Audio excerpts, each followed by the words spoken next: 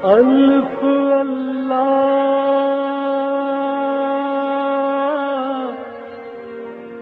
چمبے دی بوٹی میرے من وچ مرشد لائی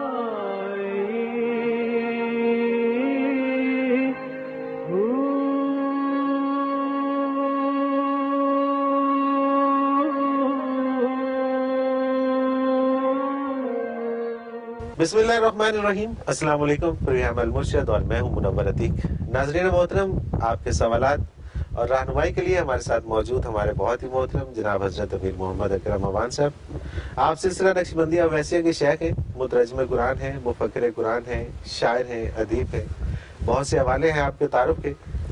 حضرت جی بہت شکریہ آپ نے وقت دیا۔ اور سب سے پہلے ناظرین محترم، آپ دیکھ رہے ہیں کہ ہم ایک خوبصورت سیٹ پر بیٹھے ہوئے ہیں۔ عموماً لوگ ایسا کرتے ہیں کہ ہر سال سیٹ چینج کرتے ہیں اور اس پہ بہت زیادہ پیسہ بھی خرچ کرتے ہیں، لیکن حضرت جی یہ سیٹ کیسا لگا کہ جو قدرت نے ایک سیٹ لگا دیا اور ہم یہاں آگے بیٹھ گئے، اور ہم کوشش کریں گے کہ انشاءاللہ تعالی ہم روز سیٹ چینج کیا کریں۔ بہت شکریہ، اور خاص کر کے اس جگہ پہ لانے کا بہت شکریہ۔ اور یہ سیٹ ماشاءاللہ جو اتنا خوبصورت پیچھے منظر ہمارے۔ سوالات شروع کرتے ہیں۔ بسم اللہ۔ راحیل رحمت گجرانوالہ سے ہیں۔ حضرت صاحب، آج کل جہاں کوئی حادثہ ہو جائے وہاں موم بتیاں جلا دی جاتی ہیں یا 1 منٹ کی خاموشی اختیار کر لی جاتی ہے، کیا یہ درست ہے؟ الحمدللہ رب العالمین، والصلاة والسلام علی حبیبہ محمد وآلہ وصحبہ اجمعین۔ اعوذ باللہ من الشیطان الرجیم، بسم اللہ الرحمن الرحیم۔ اس کی کوئی شرعی حیثیت نہیں، بلکہ یہ گناہ ہے، گناہ ہے، شرعاً جرم ہے۔ صحیح۔ ویسٹ چونکہ مذہب میں اظہار ہو چکا اور کوئی مذہب کا ان کے پاس آگا پیچھا ہے نہیں، کچھ کہنے کو نہیں، یا ہندو ہیں ہمارے ساتھ، ان کے پاس مرنے کے بعد کچھ کہنے کو ہے نہیں، وہ خاموشی اختیار کر لیتے ہیں۔ ہمارے پاس اللہ کا قرآن ہے، مرنے والے کے لیے ہم پڑھ سکتے ہیں، کلمہ شہادت ہی پڑھ سکتے ہیں، انا للہ و انا الیہ راجعون ہی پڑھ سکتے ہیں۔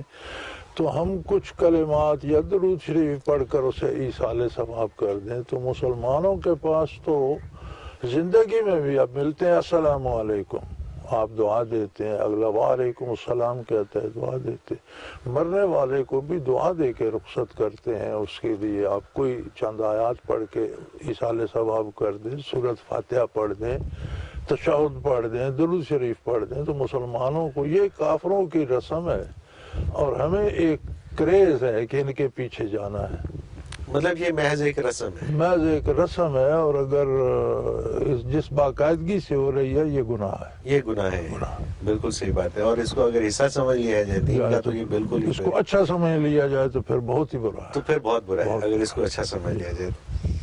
عبدالسلام ہے واہ کینٹ سے، یہ کہتے ہیں کہ میں نے پڑھا ہے کہ حرام سے پرورش پانے والا گوشت جہنم میں ضرور جلایا جائے گا۔ حضرت جی اگر کوئی سچے دل سے توبہ کر لے تو کیا پھر بھی وہ ضرور جہنم میں جائے گا؟ توبہ کے بعد جہنم کے عذاب سے بچنے کا کیا طریقہ ہے؟ توبہ بجائے خود جہنم سے بچنے کا بہت بڑا طریقہ ہے، اور اللہ قادر ہے، یہ فیصلہ اللہ کا اپنا ہے کہ وہ اس کا وہ حرام کا گوشت جو ہے وہ جہنم میں جلا کر ہی اسے بھیجنا چاہتا ہے یا اس سے اسے نجات دے کر نیا دے دینا چاہتا ہے، یہ تو اللہ کے فیصلے ہیں، وہ جو چاہے کرے۔ کیونکہ قرآن کریم میں ہے کہ اگر توبہ کو، اب توبہ کی جو تعریف قرآن نے کی ہے وہ یہ ہے کہ اصلح و آمن و اصلح، 2 قیدیں لگائی ہیں، ایک عقیدہ درست کرے، صحیح ایمان صحیح کرے اور وہ عقیدہ رکھے جو حضور نے تعلیم فرمایا، پھر عمل کی اصلاح کرے۔ بالکل ٹھیک۔ یہ نہیں کہ کردار ویسے ہی اور توبہ ہو گئی، توبہ کیا ہے؟ عقیدے اور عمل کی اصلاح۔ صحیح۔ تو اللہ کریم یبدل اللہ سیئاتہم حسنات، اللہ قادر ہے کہ اسے برائیوں کے بدلے بھی نیکیوں کا اجر دے دے، سبحان اللہ، برائیاں معاف کر دے۔ بے شک۔ تو اب یہ فیصلہ اللہ کا ہے کہ کس خلوص سے، کس درجے کی کس کی توبہ ہے اور اسے کیا قبولیت ملتی ہے، وہ قادر ہے۔ حرام کا گوشت جنت میں نہیں جائے گا، بالکل صحیح. اب بالکل اللہ صحیح. قادر ہے اسے جہنم میں جلاتا ہے یا ویسے اسے تبدیل کر کے نیا دے دیتا ہے تو اس کی سبحان تو یہ نبی کریم صلی اللہ علیہ وسلم کا ارشاد ہے کہ نبت من السخط، جو گوشت حرام سے بنا ہے، اللہ نبت من السخط کے الفاظ آتے ہیں کہ حرام سے جو گوشت بنا ہے، النار اولا بھی، اسے دوزخی زیب ہے، آگ ہی اس کے لیے صحیح. موضوع ہے. یہ ارشاد ہے حضور اکرم صلی اللہ علیہ وسلم کا. حرام سے مطلب حرام کھانے سے اس سے جو مراد ہے اس کو تھوڑا سا اور اس کو یعنی کھولتے حرام ہیں. کھانے سے آپ کی جو رگیں، نسیں، گوشت، جسم بنتا پٹھے، ہے. دماغ، دل، جو خون بنا تو ٹھیک وہ ہے. جہنم ہی اسے زیب ہے، وہ جنت میں نہیں جائے گا. اب اللہ قادر ہے کہ اس کے اس حرام کو حلال سے بدل دے. بالکل صحیح. کیونکہ بالکل صحیح. توبہ بہت بڑا انعام ہے اللہ کا کہ جب کوئی بھی کر لے تو گناہ کی کوئی لمٹ اللہ نے نہیں رکھی. صحیح. کفر کیا، شرک کیا، حرام کھایا، چوری کی، ڈاکہ کیا، جو کیا، توبہ واحد علاج ہے. وہ قادر ہے کہ اس نے تو برائیاں کی تھیں لیکن وہ اسے نیکیوں کا اجر دے. سبحان اللہ. سبحان اللہ. اچھا حضرت جی، ہم اکثر پروگرامز کے اندر ڈسکس کرتے ہیں اور آپ فرماتے ہیں کہ جیسا ایک انسان کا باڈی جو ہے، یہ باڈی سیلز، اس میں 10 کھرب باڈی سیلز ہیں اور تمام کے تمام 6 مہینے میں ختم ہو جاتے ہیں اور ان کی جگہ پہ نئے آ جاتے ہیں. اب اگر توبہ کیے ہوئے ہے تو میرا عجیب سا سوال، توبہ کیے ہوئے اگر 6 مہینے گزر گئے تو وہ باڈی سیل تو ویسے بھی ختم ہو گئے. نہیں، وہ توبہ پھر ہمیشہ کے لیے ہوتی ہے. اچھا. یعنی توبہ کر کے تو آپ فارغ تو نہیں ہے. وہی تو میں نے عرض کیا نا کہ عقیدہ بھی درست کرے اور کردار بھی درست کرے تو آئندہ تو پھر جو ہوگا وہ آئندہ جو ہوگا وہ نئے جو سیل بنتے جائیں گے وہ حلال چلتی رہے گی نا. وہ حلال بنتے جائیں گے. توبہ کو آپ نے چھوڑ تو نہیں نہ دینا، بالکل وہ آپ کے ساتھ چلتی رہے گی. بالکل ٹھیک ہے. بالکل صحیح. آپ ایک گاڑی میں سوار ہوتے ہیں، کسی اسٹیشن سے سوار ہو کے اتر جائیں تو منزل پر پہنچ جائیں گے. نہیں جی، ظاہر ہے اس کے ساتھ چلنا پڑتا. تو توبہ بھی وہی گاڑی ہے نا جو نجات تک لے جائے گی. اب اس میں سوار ہوئے تو اب اس کو چھوڑیں گے تو نہیں. بالکل صحیح. پھر جو کچھ آئے گا وہ نیا آئے گا اور اس کی جگہ. اچھا، یہ میں تھوڑا سا فرق سمجھنا چاہ رہا ہوں کہ وہی سیلز، ظاہر سیل سے بنی ہے نا باڈی ساری، تو وہی جو سیل گوشت کے ہیں جو حرام کھانے سے پیدا ہو گئے تھے، اب 6 مہینے کے بعد تو وہ چینج ہو گئے ہیں. نہیں، چینج ہوتے رہے لیکن آخرت میں ہر سیل کا حساب، بس یہی میں جاننا چاہتا ہوں. جس جرم میں جو سیل شریک تھا، جس عبادت میں جو سیل شریک تھا، نیکی بدی وہ بھگتے گا. تو حضرت جی، وہ جس طرح آپ فرماتے ہیں کہ یہ تو خرموں سیل ہے، تو یہ تو بہت. نبی کریم صلی اللہ علیہ وسلم کا ایک ارشاد عالی ملتا ہے کہ کافر کی ایک ایک داڑھ وہ پہاڑ جتنی ہوگی. اللہ، وہ جب سارے سیل اکٹھے ہوں گے تو ڈیفینیٹلی بڑا ہیوج باڈی بن جائے گی. اللہ اکبر. حضرت جی، عارفہ ہے گکھڑ سے، یہ کہتی ہیں کیا ذکر خفی جو سانس کے ساتھ کیا جاتا ہے، اس کے کرنے سے دل و دماغ پر طبی نقطہ نظر سے بھی کوئی فرق پڑتا ہے؟ کیونکہ اس طریقہ سے سانس غیر فطری انداز میں لیا جاتا ہے، تو یوں اچھے یا برے اثرات ہونے کا احتمال ہے. اس سے طبی طریقہ سے بہت بڑا اثر پڑتا ہے. صحیح. لنگز اس سے مضبوط ہوتے ہیں، دوران خون جو ہے وہ بہت صاف رہتے ہیں اور اپنی پوری قوت سے چلتا ہے. دماغ کو جلا ملتی ہے. سبحان اللہ. اور دل مضبوط ہو جاتے ہیں. عموماً ان لوگوں کو دل کا حادثہ نہیں ہوتا. سبحان اللہ. میڈیکلی جو اس کے اثرات ہیں. مجھے 52 سال ہو گئے، 52 ایئرس. ماشاءاللہ ماشاءاللہ. تو الحمدللہ میں تو اس کی برکت سے نوجوانوں سے زیادہ ہیلدی. سبحان اللہ سبحان اللہ. آپ تو ابھی 52 برس کے لگتے ہیں. ہاں، تو کوئی برے اثرات ہوتے تو ہم پر بھی آتے. بے شک بے شک. سبحان اللہ. یعنی کہ روحانی طور پہ تو بندہ فٹ ہوتا ہی ہے، جسمانی طور پہ بھی فزیکلی اس کا بڑا فائدہ ہوتا ہے. سبحان اللہ. کیونکہ جب آپ کا دل اور پھیپھڑے درست کام کرتے ہیں، صحت مند رہتے ہیں، تو ہول باڈی سسٹم اس سے صحت مند رہتا ہے. سبحان اللہ سبحان اللہ.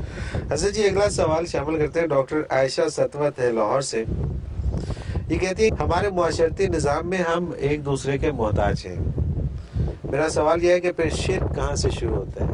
یہ کہنا چاہتی ہیں کہ ہمارا کوئی بھی کام ایک دوسرے کے بغیر تو چلتا نہیں. جی کہ جہاں ہم تھوڑی سی کر رہے ہیں آمیز باتوں میں، اسباب دنیا اختیار کرنا یہ شرعی طریقہ ہے. صحیح. دنیا کے اسبابوں میں یہاں آنا تھا تو ہم نے گاڑی پکڑی.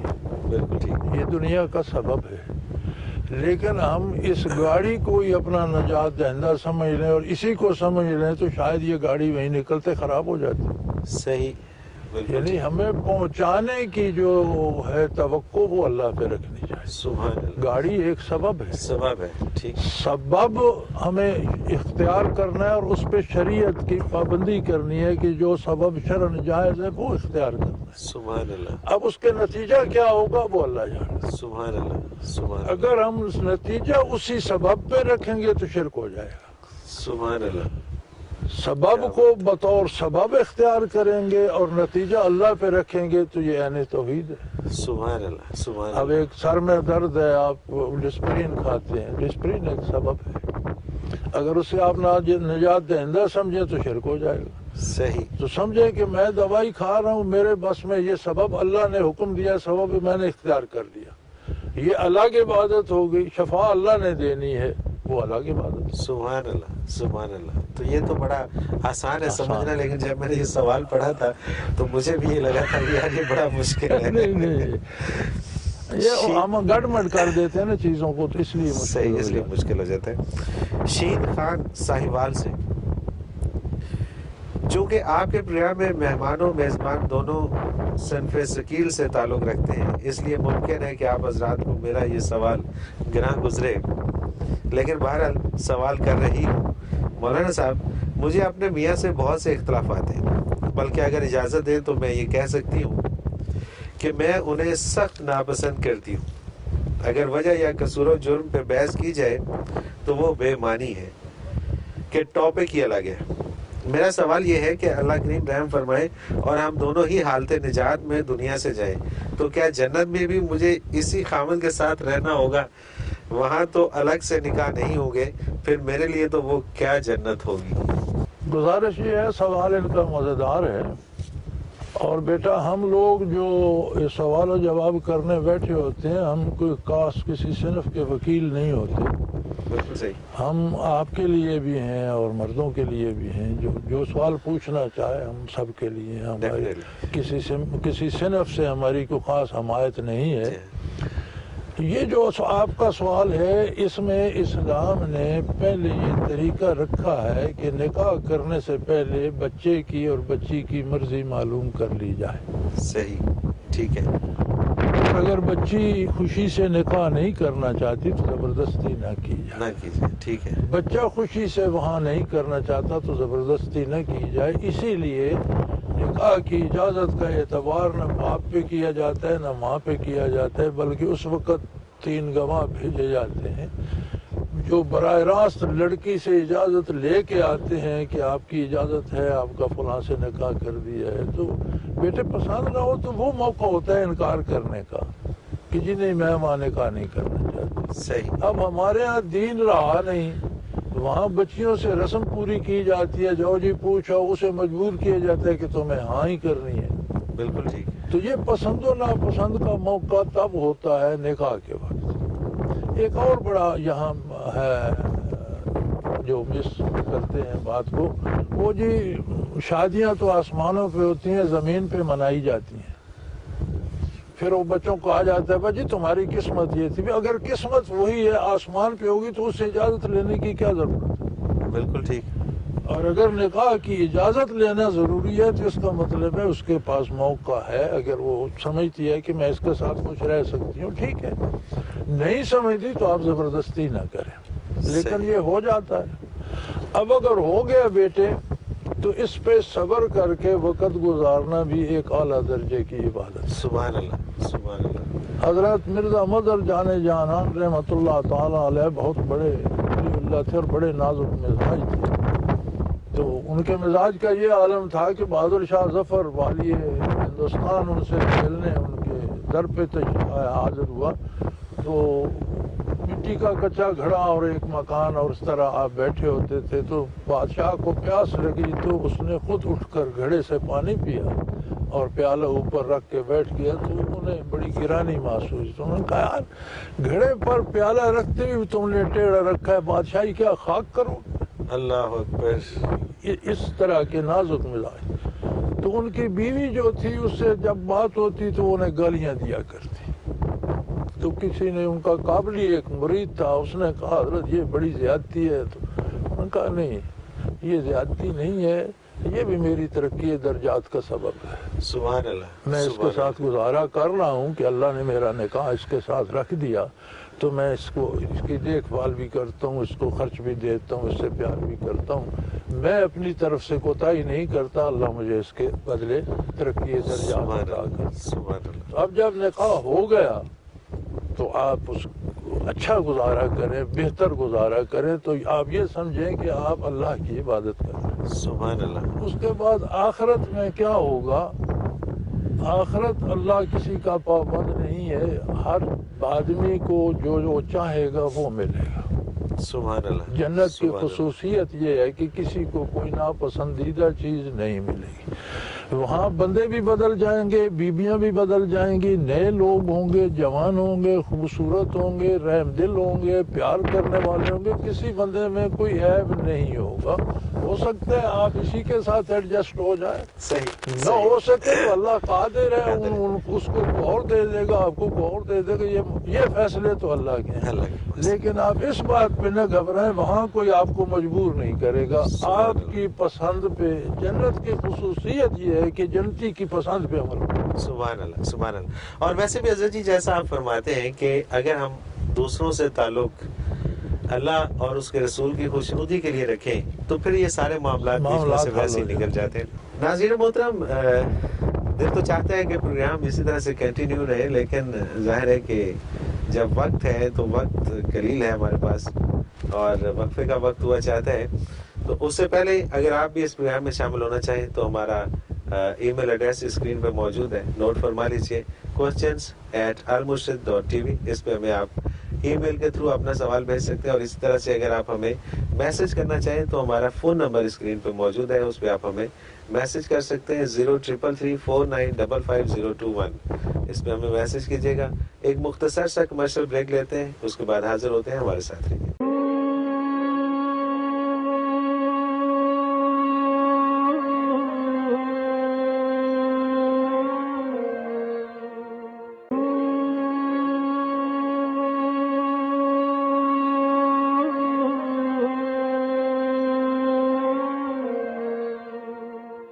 پروگرام میں ایک بار پھر خوش آمدید ناظرین, اور آپ کے سوالات ہیں رہنمائی کے لیے ہمارے ساتھ موجود ہیں ہمارے بہت ہی محترم جناب حضرت امیر محمد اکرم عوان صاحب.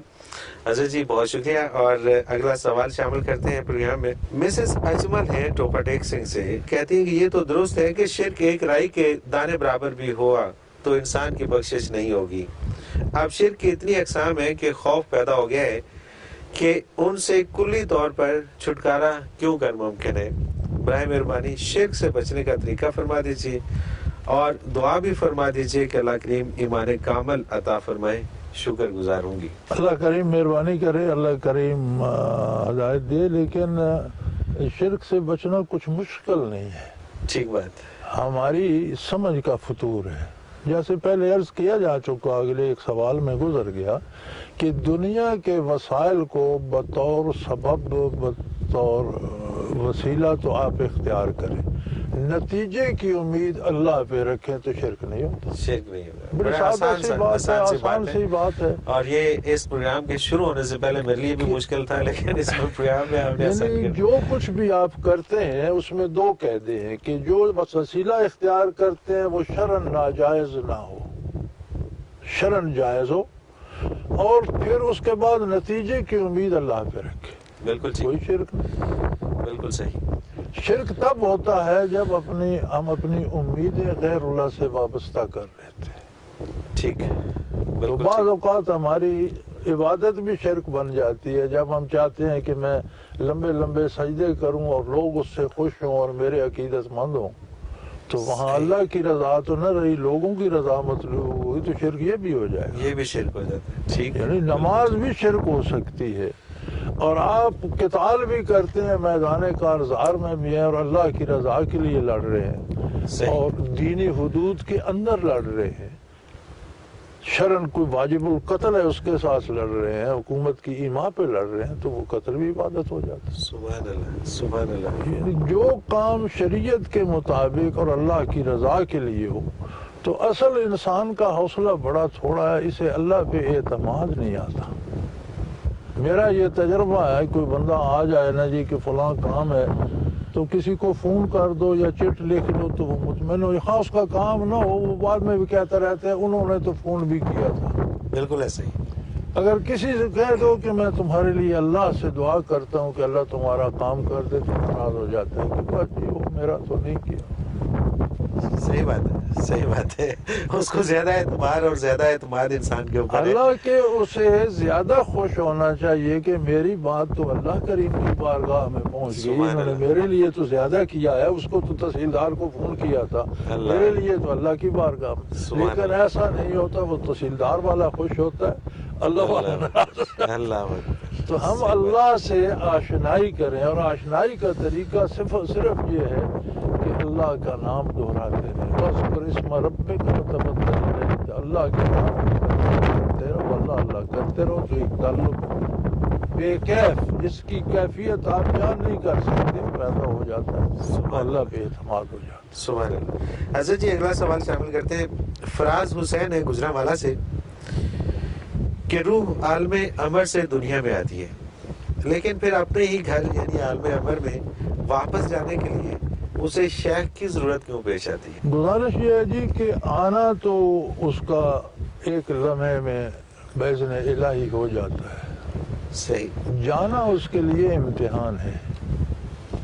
ٹھیک، آنا تو اس نے باذن الہی اپنے وقت پہ ایک لمحے میں آ گئی، جب فوت ہوتی ہے تو جہاں جانا ہے وہ بھی ایک لمحے میں چلی گئی، لیکن درمیان میں جو وقفہ ہے وہ انسان کی آزمائش ہے کہ اس میں وہ صرف وجود کو پالتا ہے یا روح کی ضروریات بھی پوری کرتا ہے، روح زندہ بھی رکھتا ہے یا مر جاتی ہے۔ روح کی زندگی ایمان ہے، ایمان کھو دیا تو سمجھو روح تو مر گئی۔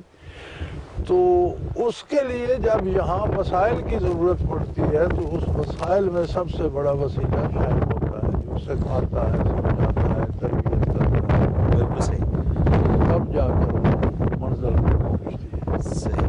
تو شیخ بھی ایک سبب ہے، ایک وسیلہ سبب ہے، بالکل سبب ہے، بالکل صحیح۔ شیخ بھی ایک سبب ہے، استاد ایک سبب ہے آپ کے علم حاصل کر۔ رابعہ متین ہے کراچی سے، یہ کہتی ہے کہ میری بڑی بہن بہت سخت طبیعت کی ہے، میں جب جاب سے واپس آتی ہوں تو وہ سارے گھر کی شکایتیں مجھ سے کرتی ہیں، میں اگر بہانے سے اٹھ بھی جاؤں تو وہ پیچھے آ کر بات مکمل کرتی ہیں، منع کرنے کی کوشش کروں تو سخت ناراض ہو جاتی ہیں، مجھے کیا کرنا چاہیے؟ آرام سے بات سننی چاہیے، سخت طبیعت والی کی آرام سے بات سنیں، آپ نرمی سے بات سنیں اور پوری بات سن کر عمل اپنی پسند سے جو صحیح ہے اس پر کریں، عمل بے شک نہ کریں لیکن آپ کے سننے سے اس کی نفسیاتی طور پر تسکین ہو جائے گی اور ہو سکتا ہے رفتہ رفتہ روح با اصلاح ہو جائے۔ بالکل صحیح۔ اور اگر آپ اس کی باتیں اس طرح آج میں چھوڑتی رہیں گی، نصف بات سنی چھوڑ دی تو وہ اس میں اور چڑھ کر شدت آئے گی، وہ اور زیادہ شکایتیں کرے گی، تو آپ بڑے آرام سے آپ اس کی بات سمجھ نہ رہی ہوں، سن رہی ہوں، صحیح، اس کو یہ لگے اسے لگے کہ میری بات بات سن رہی ہے، صحیح۔ بات سن کے اس کی تسلی کر دیں کہ بھئی اس شکایت کا ازالہ کریں گے، انشاءاللہ یہ ایسا کریں گے، اللہ کو چاہا تو ہو جائے گا، تو میرا خیال ہے رفتہ رفتہ اس کی بھی اصلاح ہو جائے گی۔ بالکل صحیح، بالکل صحیح۔ مسز ابرار خانے وال سے یہ کہتی ہیں کہ جی مولانا صاحب، مجھ سے نماز کے سلسلے میں سستی ہو جاتی ہے، پھر طبیعت پریشان بھی ہوتی ہے، لیکن یہ پریشانی وقتی ثابت ہوتی ہے، اگلے دن پھر کوتاہی ہو جاتی ہے، کیا کروں؟ کوئی ایسا حل بتائیے کہ نماز قضا نہ ہو۔ اللہ کو مان لیں، اللہ کو مان لیں، اللہ کو مان لیں تو پھر تو سارے مسئلے حل ہو گئے نا۔ یقین یہ کر اللہ لیں، کو ماننا اور اس میں یقین کامل لے کے آنا۔ یقین کر لیں کہ میرا اللہ ہے، اس نے مجھے پیدا کیا ہے، دنیا امتحان کی جگہ ہے، یہاں مجھے آزمائش سے گزرنا ہے، اور اس نے مجھے رحمت للعالمین نبی کی امت سے بنایا ہے، میرا نبی ہر قدم پر میری رہنمائی کر رہا ہے، مجھے کس بات کا ڈر ہے؟ بالکل صحیح، اگر ان حقائق پہ یقین نہیں ہوگا تو سستی ہوگی، صحیح، یقین آ جائے گا تو سستی نہیں ہوگی۔ نہیں ہوگی، بس وہ یقین اس کا کچھ طریقہ ہونا چاہیے کہ یقین اللہ کا ذکر ہے۔ ذکر ہے۔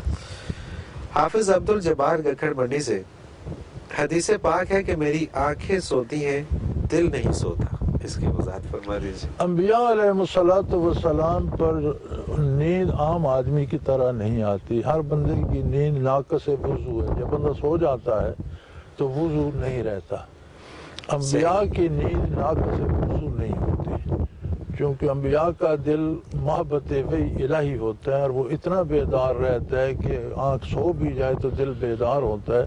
نبی صلی اللہ علیہ وسلم سو بھی جائے تو ان کا وضو نہیں جاتا، اتنی غالب نیند نہیں آتی ان کا۔ انبیاء، تمام انبیاء کو یہ خصوصیت ہے کہ ان کا دل بیدار ہوتا ہے۔ صحیح۔ اے نایت نامی ولا ینام قلبی او کما قال رسول اللہ صلی اللہ علیہ وسلم، میری دونوں آنکھیں سو جاتی ہیں لیکن میرا دل بیدار رہتا ہے۔ بے شک۔ تو یہ مقام ہے انبیاء کا، اس میں میں اور آپ داخل ہیں۔ صحیح۔ ان کے دل اتنے بیدار رہتے ہیں کہ آنکھیں سو بھی جائیں دل نہیں سوتا۔ سبحان اللہ، سبحان اللہ۔ حضرت جی، قمر زمان ہے گجرات سے، یہ سوال ان کا بڑا اہم سوال، اور یہ بھی ان سوالوں کی طرح ہے جو شروع میں بڑے مشکل لگتے ہیں لیکن ابھی تھوڑی دیر بعد آسان ہو جائے گا۔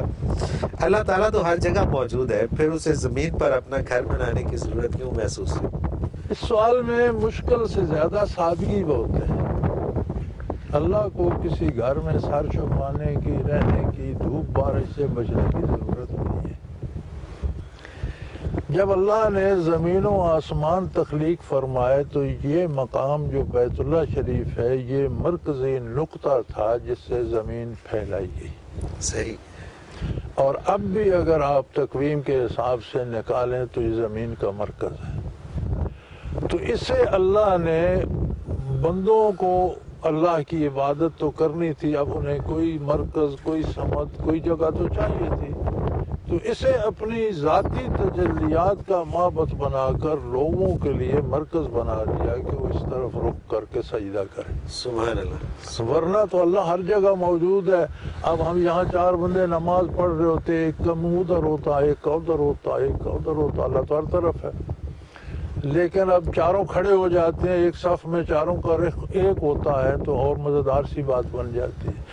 تو روئے زمین کے مسلمانوں کا رخ جب سمت قبلہ ہوتا ہے تو یہ تربیت بھی ہے کہ تم ایک اللہ کے بندے ہو اور تمہارا صرف رخ نہیں، تمہارا پورا نظام ایک ہونا چاہیے۔ سبحان اللہ، اصل بات۔ تمہارا مزاج ایک ہونا چاہیے، تمہاری باتیں ایک ہونی چاہیے، تمہارے دوست دشمن ایک ہونے چاہیے، تمہاری تربیت، تمہارا سارا نظام ایک ہونا چاہیے کہ تم سارے ایک ہو۔ سبحان اللہ۔ تو اللہ تو گھروں سے بے نیاز ہے، یہ تو اس نے مخلوق کے لیے مرکز بنا دیا کہ سمت سجدہ مقرر ہو۔ بالکل صحیح، بالکل صحیح۔ علی مراد جوہر آباد سے، صحابہ اکرام میں ایسے لوگ ہیں جو ایمان لائے ہی تھے کہ جہاد میں شامل ہو کر شہید ہو گئے۔ انہوں نے کوئی نماز نہیں پڑھی، کوئی روزہ نہیں رکھا، بغیر عبادت کے انہیں اتنا بلند مقام کیسے مل گیا، اور ان کا نام لے کر رضی اللہ تعالی عنہ کہا جاتا ہے؟ بالکل، یہ برکات ہے محمد رسول اللہ صلی اللہ علیہ وسلم کی صحبت کی۔ یار انہوں نے نماز نہیں پڑھی، نماز کا وقت ہی نہیں آیا، چھوڑی نہیں نماز پڑھنا۔ بغیر نماز کے کچھ ایسے بھی ہیں کہ نمازیں فرض نہیں ہوئی تھی، پہلے شہید ہو گئے، صحیح، نماز فرض ہی نہیں ہوئی تھی۔ کچھ ایسے بھی ہیں کہ انہیں سیکھنے کی فرصت ہی نہیں ملی۔ اب موسیٰ علیہ السلام کے جادوگر جو فرعون کے مقابلے میں تھے، انہوں نے کب نماز پڑھی تھی؟ کوئی نماز نہیں پڑھی۔ میدان میں انہوں نے کہا ہم موسیٰ علیہ السلام پر، اللہ پر ایمان لاتے ہیں۔ فرعون نے وہیں انہیں سولی دی، انہوں نے کہا دے، انہوں نے وہاں پورے برزخ کا منظر بیان کر دیا، انہیں کس نے بتایا تھا؟ اللہ اکبر۔ تو اگر موسیٰ علیہ السلام کی صحبت میں ان کے دل اتنے روشن ہو گئے کہ انہوں نے پورا منظر بتا دیا، تو محمد رسول اللہ کی صحبت میں آنے والے کو آپ کیا سمجھتے؟ سبحان اللہ، سبحان اللہ اللہ، عنہ تو اسے اللہ نے انعام دیا ہے۔ سبحان اللہ، سبحان اللہ۔ حضرت جی، پھر وہی ہوا کہ ہمارے پروگرام کا وقت اپنے اختتام کو پہنچا۔ ناظرین محترم، انشاءاللہ تعالیٰ اگلے پروگرام میں اسی دن اسی چینل پر پھر ملاقات ہوگی۔ جاتے جاتے آپ کو اپنا فون نمبر اور ای میل ایڈریس بتاتا چلوں، اگر آپ بھی اپنا کوئی سوال بھیجنا چاہیں اور اس پروگرام میں شامل ہونا چاہیں تو اسکرین پہ ہمارا نمبر بار بار ابھرتا ہے، اس کو نوٹ فرما لیجیے، 033349555021۔ اس پہ ہمیں میسج کر دیجیے، اپنا کوئی بھی سوال ہو ہم اس کو پروگرام میں شامل کریں گے۔ اسی طرح سے ہمارا ای میل ایڈریس موجود ہے اسکرین کے اوپر، آپ نوٹ فرما لیجیے، questions@almurshid.tv۔ اس پہ ای میل کیجیے اور ای میل آپ کی، ہم اس سوال کو بھی اس پروگرام میں شامل کریں گے۔ اس کے ساتھ ہی پروگرام کا وقت ختم ہوا۔ منور عتیق کو اجازت دیجیے، اللہ حافظ۔ لا